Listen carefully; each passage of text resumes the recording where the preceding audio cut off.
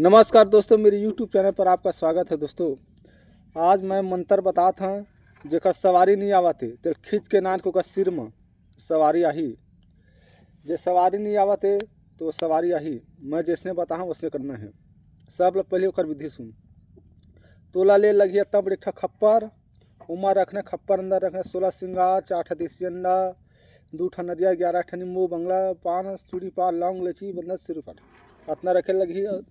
एक ठा देसी दारू सामने में रखना, खप्पर रख के मरीज ले पर रख सामने में रखे। मैं मंत्र बताऊँ, मंत्र ला पढ़बे, पढ़ा साट वह सवारी ओकर ऊपर आ जाही। देवी बलाए देवी आही, देवता बलाए देवता, भूत बलाए भूत आही ओकर शरीर में ही। जेन मैं मंत्र बताऊँ वो मंत्र तोला सिद्ध करे जरूरत नहीं पड़े, सिर्फ सिद्ध मंत्र है, सिर्फ याद भर करना चलाना है। अब एक मंत्र बताता हूँ।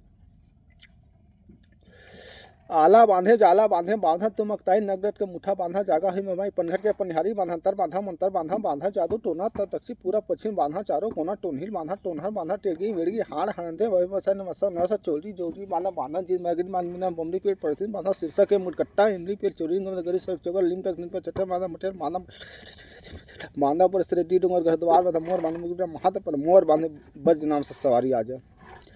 दोस्तों, यही मंत्र है रे।